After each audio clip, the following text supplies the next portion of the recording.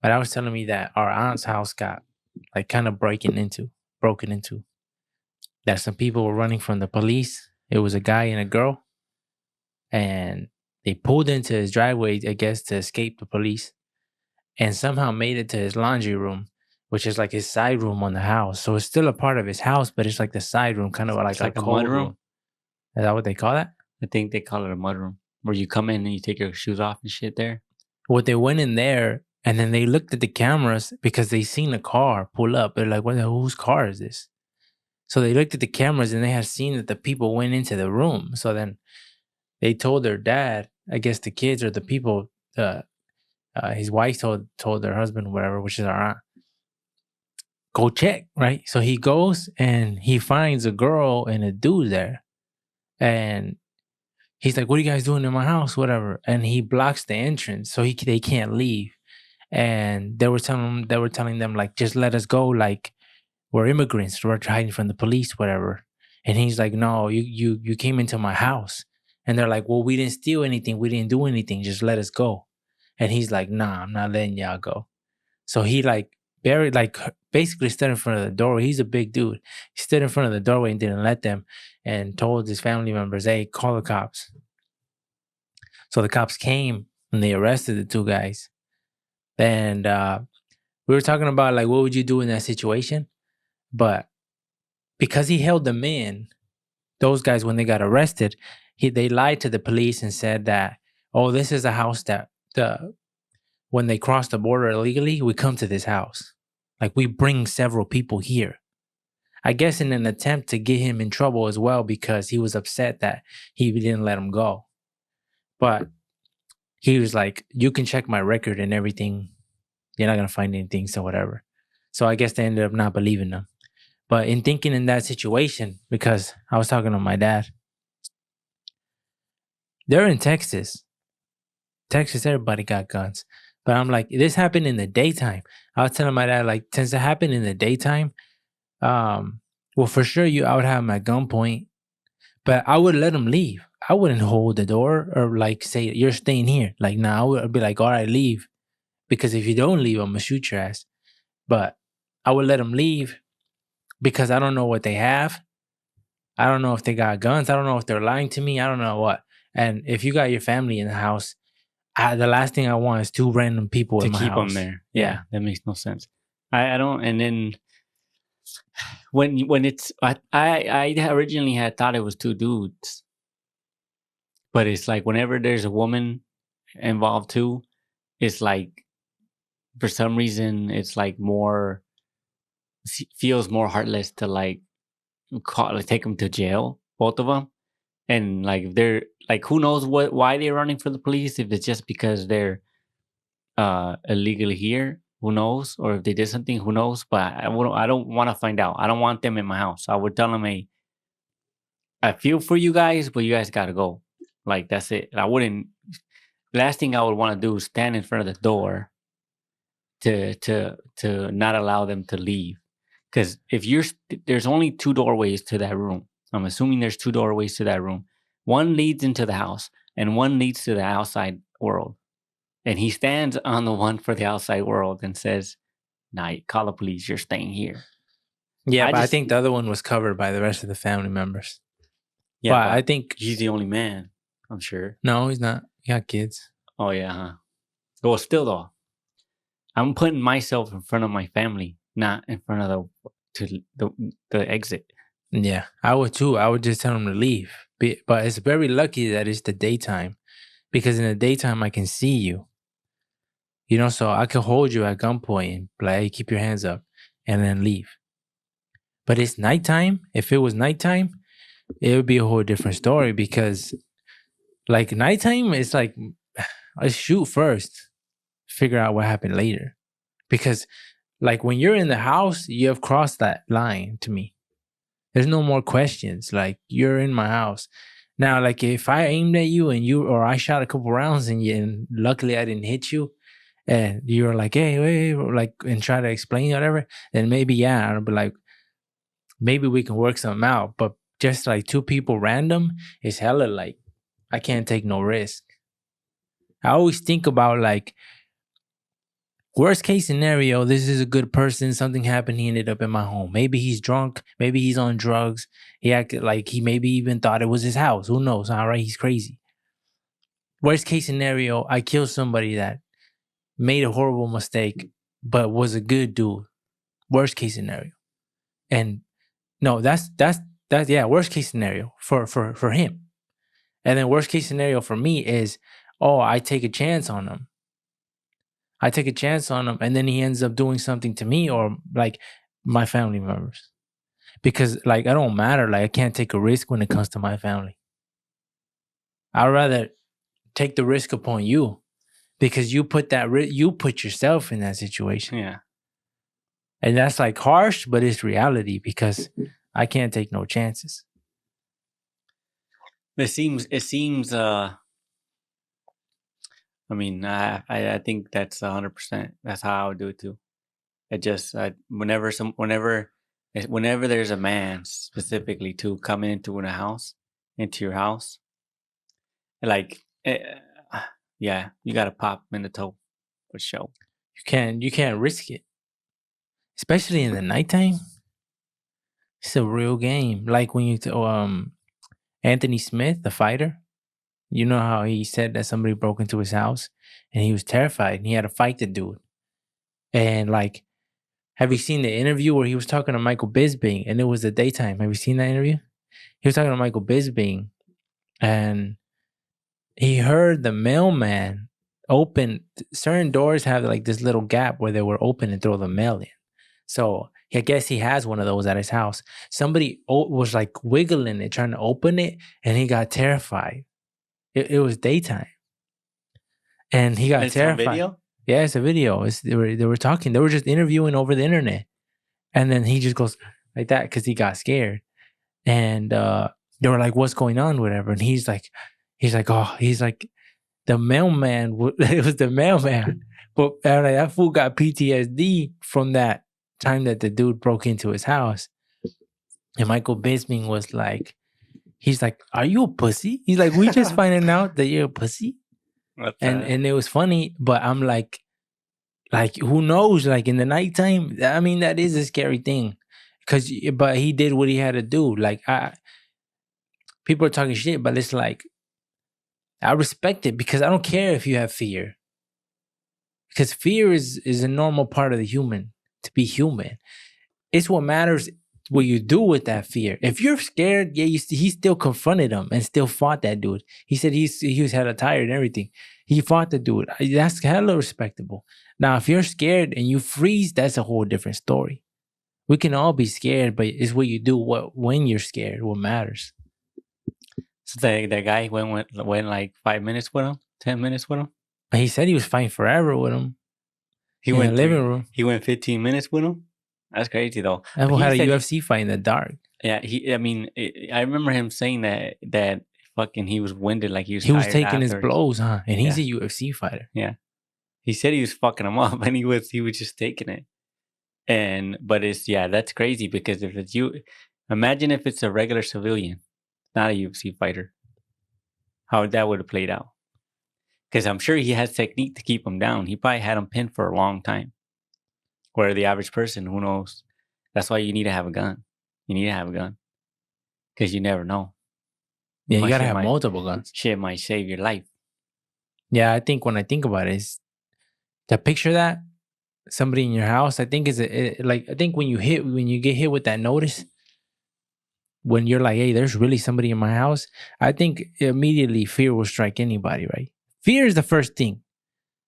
Second is like, okay, go handle this shit. Like, get over it. I think the more time you give me with a situation, the more calm I get. If I hear some wild shit right now, like, I wouldn't be like, like, I don't panic like that. I noticed that I don't panic like that. Well, I haven't panicked like that yet, so I don't know. I don't panic like that, but I do feel it. I feel it. It's a whole thing in my body. I feel it.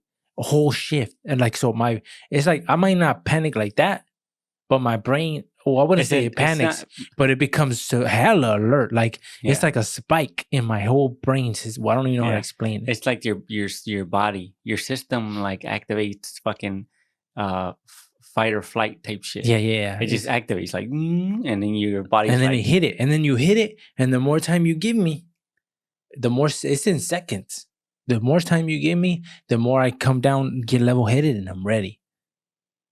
And I noticed that because I've been, well, not in like crazy ass situations like that, but just average situations where other people panic. Some people panic for no reason, like when they lose something. When they lose something, they go crazy. I lost my wallet. Oh, and it's like this huge panic. Like, chill. Like, yeah, that's because it's what it's only the only thing that is worth panicking is life and death shit. Like oh fuck, like I lost my kid type shit, like that. yeah, like it's Life not and no. death, like oh fuck, my 1-year-old, where the fuck did he go? Like that. Yeah, that's probably worth panic. Yeah, that's like oh but if like I lost my phone or I lost my But wallet, panic to what? Like when I think of that, because when I think about like if somebody's like, "Hey, your brother just got kidnapped," right?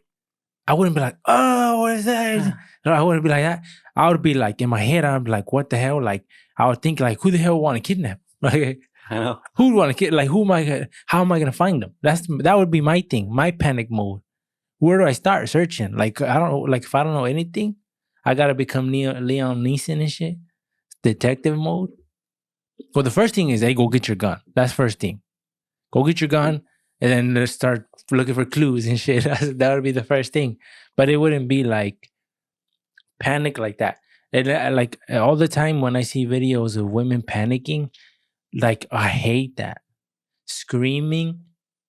Like I understand, like even some things like some gruesome shit is happening, but don't scream because you make it so much worse. You're making it so much worse than it has to be. I can't. It seems like when you're screaming like that, I wouldn't be able to focus. Shut the hell up. That's what I'm saying. Like, I know, because they're just adding to the tension. You are freaking screaming in my ear. Like when you have to, it's because your brain's trying to solve or find a path to like initiate your whatever. If you're trying to figure out a problem or you're trying to find the right path or the right decision, you're trying to think of something and you can't focus on focus. So when you hear somebody screaming in your ear. like that. And it reminds me of that time where that kid, I think it was in New York, that got mistaken as a gang member, and they hit him with a machete in the neck, and he was bleeding out, and he had to run. He was asking people to take him to the hospital, and they didn't take him. So after asking a couple people, nobody taking him, he's like, "Well, I'm gonna run it on foot." It was like, I think it was, I don't know if I'm correct, but it was probably like 8 to 10 blocks. So he just started running, right? But they were saying like it probably wasn't a smart move because when he was running, he was losing even more blood. But I mean, in that situation, what do you do? What do you do? So he ran. He made it. Like literally, the hospital was on the other side of the street, and like he lost so much blood that he didn't have energy no more. So he like leaned on the building, and he was just bleeding out, dying. And the hospital was literally right there. And some people came across. I don't know how. I don't know if they were around. I don't know, but it is somebody who knew him, right? And they were like, "Is that him? Is that him?" And it was a girl, and she was screaming, "Ah, ah!" And you could see he's still conscious somewhat. You know, you could tell like he's losing a lot of blood. He's probably like coming in and out. Who knows? And she's just screaming and screaming. I'm like, damn, if I was him, that would piss me off. Like, if I'm dying, shut up. Like, let me die in peace. Like, you're screaming and screaming. Like, I don't want to hear that. Like, hold it in. Like, I get it. Like, that might be your loved one, and that's a horrible thing to see. But I'm not going to be screaming, like crazy, because screaming doesn't help anything. I would just figure out how can I help him? Or how can I do this, whatever. But when I think about, like, what happened to him, that's hella, like, crazy. And then all to be like, oh, it was a mistake. As a kid too. I know, he was like a teenager. For them to hit him with a machete. And where was this? Chicago? I think it was New York. Oh, that's crazy. And nobody helped him. And when they initially, like, they were chasing him, and he ran into the store, and he jumped the counter. And the clerk that was there, was like, "What are you doing, right? You got to get out," whatever. And he was trying to hide from the dudes when they ran in. So the dudes ran into the store, went behind the I guess the clerk maybe had a chance to save him. Like he could have hid him in a room or something and locked the door. I don't know. Maybe I don't know. Maybe I'm just talking on my ass. I don't know. I don't know if that shit even had a room. I don't know. But he could have done something. But like at the same time, he don't know what the hell's going on. But the guys come in and then they go around the counter and they grab him and they drag him outside. And that's when they start hitting him with a machete. And nobody helped them. And that's like that's some crazy ass stories that happen. Especially like when you hear stuff like that, tragedies, the children. I know a lot of people will view these people like 17, 16, 18. They're like, there's not a kid no more. But to me, it's like, bro, when you miss out on so much amount of life, you're a kid to me. I feel like I'm a kid. I'm 29. So. I know 18 still a kid. I think still a kid. Well, you're barely legal adult, huh? Yeah, you're still a kid. I don't think you become like an actual man until like in your late 20s and shit. Like you're still too young. But yet the military don't give a fuck. Hey, you 18? Pick up a gun. Huh? Yeah. And let's go kill some Russians. Fuck yeah. And when I think about like relationships, like this is another topic, but it's not on this. But it's like when I think about relationships on like our family, like how close we are to our mom, even though we're like 20, 29, and 30, whatever. A lot of people might be like, oh, your mama's boy or something like that, something crazy, whatever. I start to think that we're what would you call it? We're like a small amount of people in the world that are actually like this, because we're living in a whole different way, right? So you feel like the majority of people ain't living like this. So when I see it, like I saw it not too long ago, it's like it's tight. Yeah, what do they call it? It's wholesome. Because I remember I took my mom to the doctor. This probably like a week ago. And while we were waiting in the lobby, an old lady came in. And she came in and she said, it kind of sounded like a TV show because the girl came in and she went to the receptionist and she's like, I'm looking for, and she said the name. I don't remember the name. And she's like, can you get in contact with her? She works here, I believe, in the mornings. And they're like, I want to see her. So I'm like, this sounds like a mom who's lost touch with her daughter, who's trying to get in touch with her. So to the extent that she's coming to her work to come see her. So she is like, can you see? And the girl's like, I could check. I believe she works here. So let me check. And she's like, oh, she is here. And she is here on this shift, on the morning shift. And she's like, let me get in contact with her. And then she's like, but only if she's not with a patient. If she's with a patient, like, don't bother. Like, let her be. Leave her alone. So she did contact her. And the lady she contacted happened to be the person. I don't know if you call it the doctor or the person who was taking care of the ultrasound for my mom. I don't know what you call them. But happened to be her mom. She was looking for her daughter? No, I don't think so. I don't know. And that girl, by the looks of her, she was cool. The girl that helped my mom out. But like maybe something in her life was going on. I don't know. Because when I seen her, she had a black eye. And it's always weird when I see a woman with a black eye. Damage. Because I don't know if this is wrong, but I instinctively think, oh, your man beat you. Like your man hit you. Right? Because why else would you have a black eye? I don't know. Yeah, because it's odd to, I mean, maybe it's not odd because I'm sure it happens all the time. Like women fight all the time, like with other women, like at a bar or something. I'm sure that shit happens all the time. Or they fall?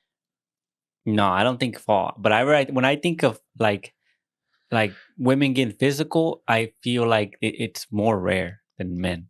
Like it seems like men are way more physical than the women.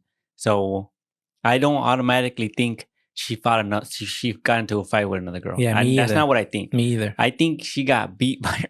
She got beat by her husband or by her boyfriend. Yeah. It's the only thing I can think of. That's what I was thinking, but I'm never going to say nothing, right? So she gets my mom in the room and then she steps out and she's like, excuse me, I'll be right back. I'm all right. She goes and I was to go see her mom. And she comes back with a bag, like a Myers bag or a Walmart bag of food. And that's like Mexican shit. That's like how I deliver food to when my mom sometimes sends food to my sister. Like the other day, put it in a bag and you take it to her. Like I don't know, maybe I don't know. Maybe I'm thinking this is just a whole race, like a normal human thing. But it's just to see that there's such an old lady um, come in the morning, but I'm pretty sure she made food and then brought it and delivered it to her daughter. I don't know, something like that is tight. It's like human. It's like real human. Like family shit. Yeah, it's like that's and it's like that's tight to see The families are still like because you don't really close. see that. You know, it's like who parent brings lunch to their daughter, adult daughter. That's like when you go to school. So to see it as an adult, right? You would, I think, like maybe a lot of people would make fun of that, right? Like imagine, like my mom brought, well, our mom brought lunch to you at lunch. Like, what would the people say? Like every day she brought Yeah. you lunch or something like that. They They'd would say, probably like, be like, "Oh yeah, "That's your mama's crazy, huh?" boy," or They'd be whatever. like, "That's Yeah. crazy." So they would make more fun out of it. You being a man, so compared to her being a girl, how I just seen it like, "Oh, that's so tight." Yeah, but it's like it's not as common as one would think that their families are close, like tight. They speak to both parents, they to their siblings. Like I think it's more common that people don't speak. Like Yeah, people and I don't think see maybe each that's other. why it was more surprising to me because we hear a lot of stories. A lot of people don't have their mom and their dad either divorced, they don't have them together, or they have issues or something. Yeah. So I think when I seen that, maybe that's why I was like, "That's tight." And she came back and she's like, "Sorry, my mom came just at the same time." And I was like, "Oh, that's fine. I ain't like whatever." But I was tight to see. But that's when I was thinking like, "Damn, it's there's a lot of people like that, like family wise, ride or die." Some people don't understand that unconditional love that people have. Like people put themselves first. And in a certain way, I understand that. And I hate to say it, but it sounds weak to me. You know, to put yourself first.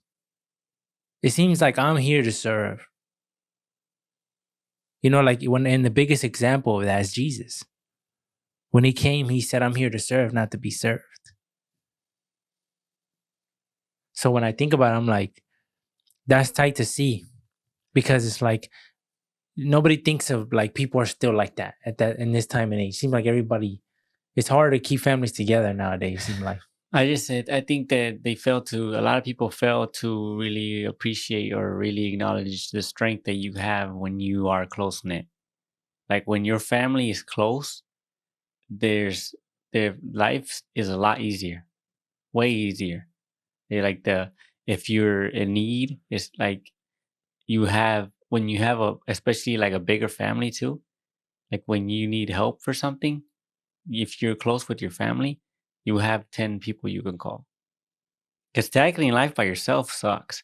I'm sure it's just people do it. There's a shit ton of people doing it, and like, hey, my hat's off to you. But But like, but at the same time, it's like,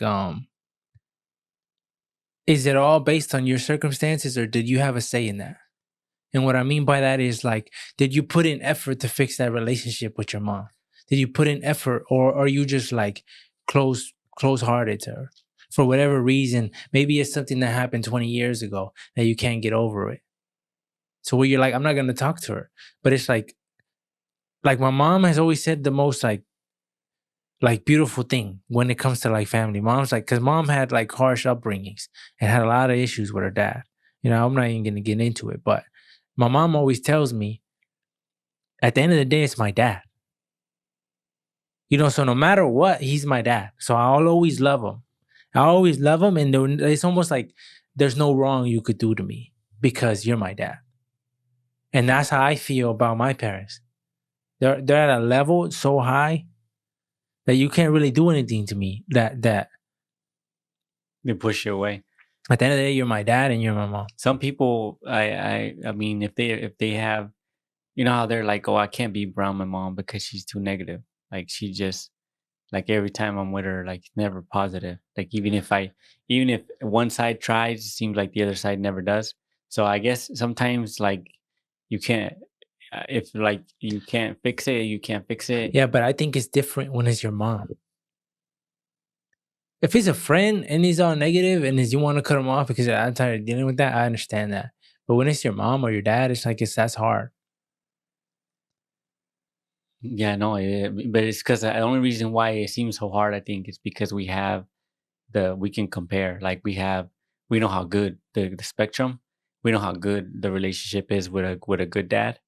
That seems like there's no negative you can do I would be able to like push my dad away. But imagine it's like, oh, hey, my dad killed my brother, and it's like, oh, I can't forgive him for that, and I never talk to him again, type shit. Yeah, and when you go to the extremes, but not all are extreme. I understand like certain things like that. Yeah, like in a situation like that where your dad did kill your brother, I think it would take like a long time. But it all comes down to because it's like if you like your dad did kill your brother and every time you seen him he had no remorse. It's been 20 years and he's never shown remorse. That's different. That's like you're more likely to grow cold to him. But if it's 20 years and he's like, hey, I fucked up, like, do you not forgive him then? I think it still be hard. I think it'd still be hard, especially if you don't put religion in it. If you don't put like if you put Jesus in it, I'd forgive. You know, like where I'm at now, I'd forgive. I'd be like, it happened. You know, you hear a lot of stories, like even with is it Johnny Chang, former gang member turned Christian? No, He's I think tight. Johnny Chang is the Asian dude. Oh, is it Johnny Chang? Yeah, from Am I getting this? Wall. How the heck am I getting his name wrong? If it's not his name, how am I messing this up? I don't know. But I like. He said he's a former. It's maybe not Johnny Chang. Then I don't know what I'm thinking. I don't know. I need some sleep too, baby. But this guy, right? I'll look up his name later. But he's a former gang member and he turned Christian and now he goes around. He does like I don't know if it's like tours, but he goes around different places and he preaches the gospel to everybody. And then he does it so well. And I'm like, see, that's so tight that he can do that. It's like a whole flip around. And not only that, he had like he had a lot of trouble with his dad where I don't remember everything, but I knew he was like he was in his mind, he's like, I'll never forgive him. This is prior to Christianity, prior to becoming a follower of Jesus. And he went to church one day because he would always get invited to church. And he's like, I don't want to hear that. I don't want to hear that. And one day he said he went to drop off his mom. And he's like, hey, mom, I'm going to take you to church, but I'm not going to go in. Like, you already know that I don't want to hear it. I don't want to go in. Her mom's like, all right. So he went. And when he went, the pastor was outside and seen his mom, right? She knows his mom. So he walks to the car and he seen her son. He's like, hey, come in. We made this food. And it happened to be his favorite food. And he's like, I kind of want some food. So he's like, and I can't just take it and leave. That seems disrespectful. He's like, so I got to sit in there a little bit. So he went and he sat in there a little bit. He started talking to the pastor, and the pastor started talking to him, teaching him about the Bible and teaching him about that, like, he's not a sinner, he's righteous because of Jesus. And like all that, he couldn't like understand, fathom that, to hear that. And well, long story short, that pastor ended up basically changing his life because it turned him into a Christian. Got him to know Jesus. Then he had his own journey with Jesus and became a full-on Christian. And the pastor had told him, like, one thing you have to do is forgive your father. And in his head, he was like, hell no, I'll never forgive that man. And the pastor's like, you have to. You have to. And he's like, he said he thought about it. And he's like, he just felt like he couldn't do it. What did he do though? I don't remember exactly everything his dad did, but I think I'm not sure because I don't want to say things that are not true. And it might have been related to like him and his mom having issues, his dad and his mom. I don't know though. But he's like, I don't know if I could forgive him. And he went to his pastor again. He's like, I don't know if I can do that. Like, I think this was days later. And his pastor's like, you have to forgive. So he's like, finally he calls him and he tells his dad, hey, like, and he said the call was super awkward and everything. He's like, hey, like, let's go have lunch. And he's like, well, he agreed. And then they went. And then he said, we were in the middle of a restaurant, he said. And he's like, it was all awkward. Everything was all awkward. And he's like, I just told him, he's like, hey, Dad, he's like, forgive me because I'm a horrible son. I've been a horrible son. Like I joined gangs and I did all these things or whatever. And his dad, he said, started crying like crazy. And he's like, here you are asking me for forgiveness when all the wrong I've done to you. So that's when they like bonded within each other because he's like, no, forgive me. And he says now, today, he has a great relationship with his dad. And it's like, and it's all because That food. he ate it, you know? Well, it's all because of Jesus. Praise Jesus. It's because that pastor had a good food. Like I forgot what he said that he loved. I forgot what food it was. But it's all because of that, because he found Jesus and like Jesus says, like the Bible says, like show mercy as you would want the Lord to show mercy upon you. And forgive as I have forgiven you. So that means the mother probably forgave the dad already too? I don't know like that. But when you see stories like that, it's tight. Because it's like, you could have never had a relationship with your dad. And that's all it took. And he said now they're on good terms, like great terms. All cool and everything's good. But see, like, it wasn't going to be his dad to do that step up. It was him. And if he didn't do that relationship, it would have ended there. They would have died probably not being cool or nothing.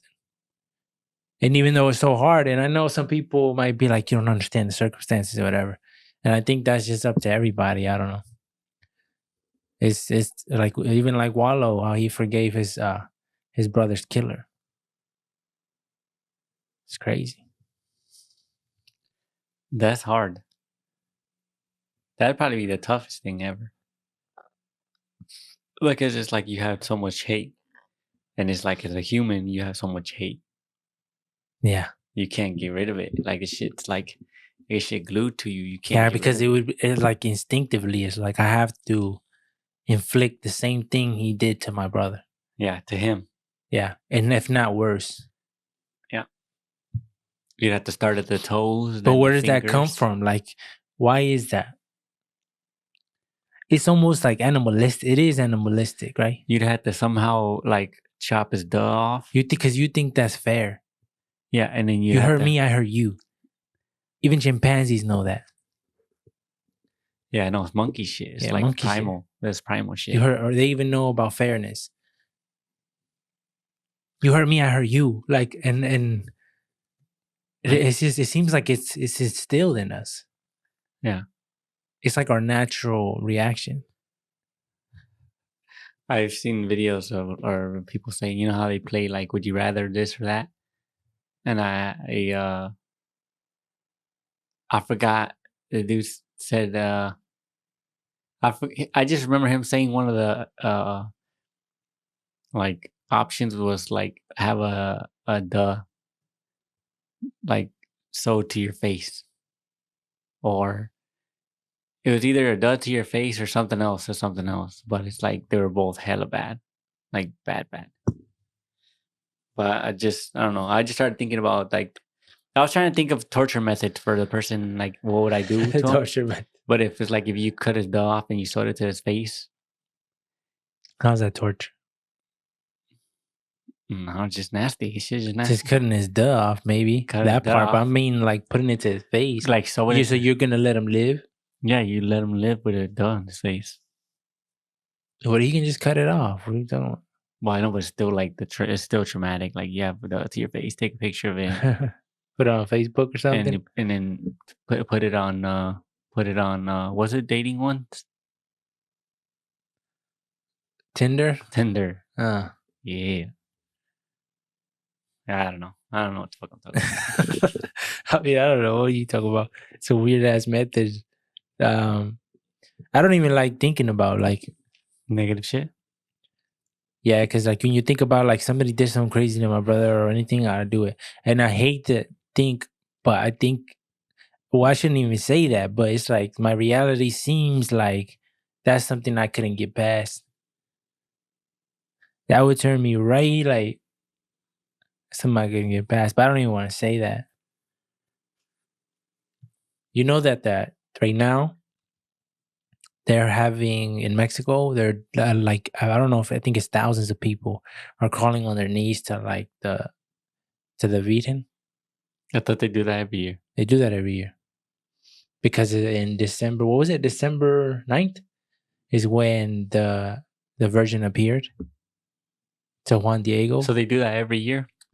I think so. I don't know.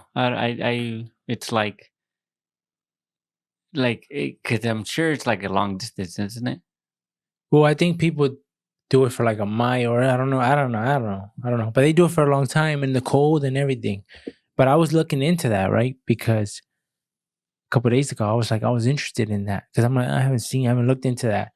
On that, I don't know what it's called, that fabric that the image appeared on, because the story was that the Virgin appeared to Juan Diego and told him to build a temple right there for her. So he went to the bishop, and I might be wrong. Don't take my word about nothing. Don't ever trust me for anything. Go do your own research. But he went to the bishop and said, I seen all this, right? The bishop didn't believe him. He's like, yeah, right. Like, whatever. So he went about it, and the Virgin appeared on him again. And this time said, take those flowers. And it was the desert. And there was a bunch of flowers that he collected and said, take it to the bishop so he believes you, because how these flowers grow in the desert or whatever. Like beautiful flowers. Or roses, or what do they call them? The white ones? The red ones, like, yeah, roses. Yeah. And white and whatever. So he gathered them up in that fabric. There's a word for it, that cloth he had. He gathered them up, right? And then he's like, I'm going to take it to the bishop to show him so he believes me. So he took it to the bishop. He's like, here's proof, the roses. So when he let off the roses and he dropped them on the ground, when he unraveled his cloth, that's when the image appeared.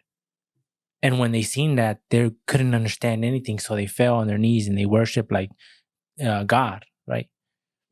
And what's interesting to me is scientists have studied that fabric. I'm saying fabric because I don't know the exact word or that call for that piece of cloth or what he had on. They studied that, and they say they don't know how it's possible that it's been so many years and that hasn't aged, decomposed, degraded. Yeah, because they said a cloth like that would have been gone, and they're like, when they investigated it, they were like, this wasn't painted. There's no brush marks. There's no ink. Like, they don't know how an image like that appeared on that. Yeah, but they still have the fabric in the image? Yeah, they have it. It's in Mexico City. I seen it. I believe is what I seen. The original one. I pull it up. I think I seen it. I think it's in Mexico City. Because I went to Mexico City and I went to one. I seen one that they had up high. And I had to take, like, what do they call those that they have in the airport that make you walk faster? I don't know. Like electric belts or whatever they call it, conveyor belt, whatever. I was on one of those because there were so much people. It was slow though, and it would slowly take you around so you would be able to see it. It's outdoors? It's indoors. It's in a building? Yeah, it's in a building. Oh. But they were saying because the first couple, I think, years, it was multiple years, they didn't have it under glass or nothing. It was just exposed to everything, to all the elements. So they were saying it definitely should have been done with. Yet it's not. Everybody was on their knees there? Some people were on their knees, like, we had to walk through there. When it comes, there were statues. I don't remember because it's been so long. There were statues on the sides, and everybody would go and touch the statues. They were crying and everything. It was this one? Yeah, it's this one. A tilma. I think that's what they call that fabric.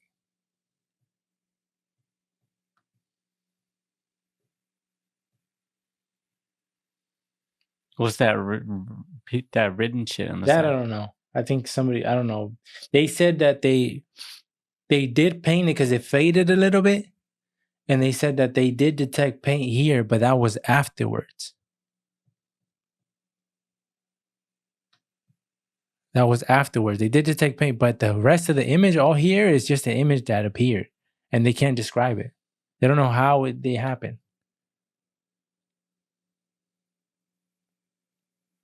And now it sits behind glass, and I think it's in Mexico City.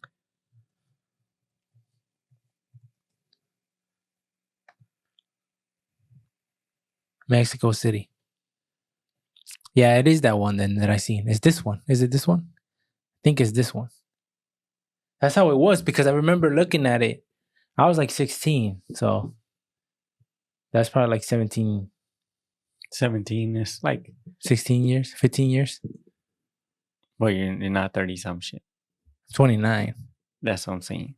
So it was like, Oh, it's 12 years, 12, 13 years. I'm horrible at math. yeah. Yeah. So I don't remember like a lot, but I do remember seeing it though. So I was there. It was cool. I had all my maletas and everything there.